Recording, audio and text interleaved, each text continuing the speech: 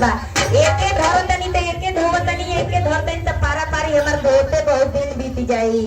एक काम करी कि दुनू गोड़वा एके बेर कठौतिया में धो ले। जब राम जी कहनी कि दुनू गोड़वा कठौतिया में धो ले तो गिर न जाई। जब दुनू गोड़ कठौती में धरब तो कुछ सहारा चाहिए ना। केवट बड़ा होशियार रहले,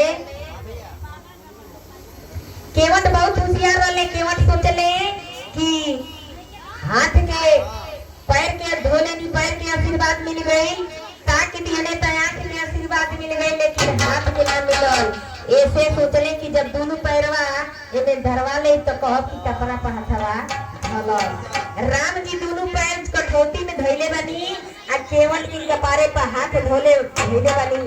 आशीर्वाद मिलता आ मल मल के धोतने। वही समय कहतने कि हरदम रहिले कोने गाँव हो, हरदम रहिले कोने गाँव हो, हमके बता दी रघुरैया। हरदम रहिले कोने गाँव हो, हमके बता दी रघुरैया।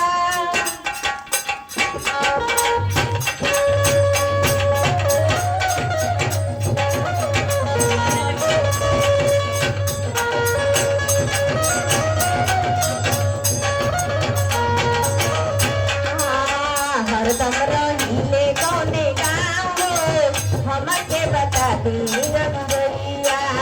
हरदम रहिले कोने गाँव हो, हमके बता दी रघुरैया।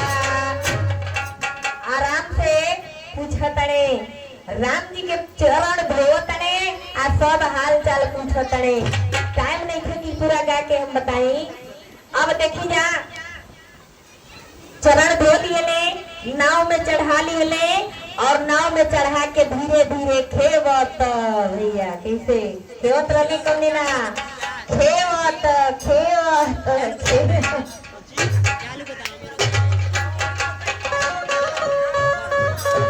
आराम से धीरे धीरे माने खेवत, ऐसे ना डायरेक्ट हाली हाली ना खेवत रहे, आराम से चढ़ा ले रहे आ खेवत खेवत खेवत खेवत पार कर दिए।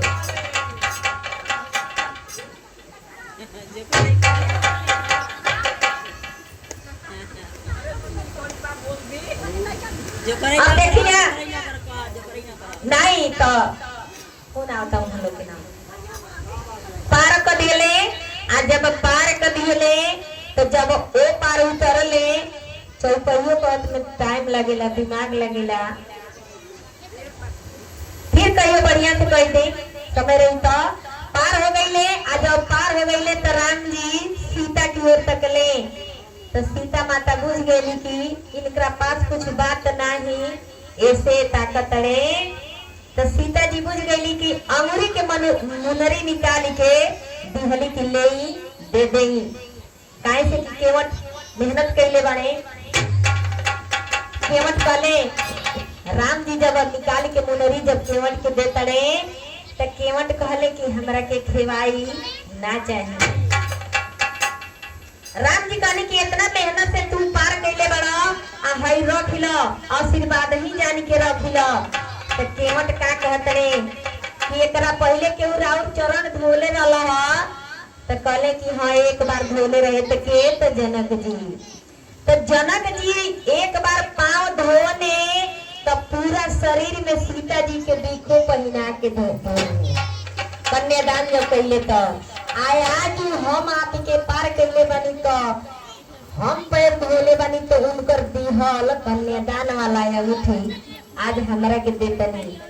एक बेर ऊ धोनी तो पूरा पहना के धोनी आ एक बार हम धोले बनी तो निकाल के देतनी। कितना दुख की बात हुआ। वही अंगूठी पे लिखा रहे करुणा निदान।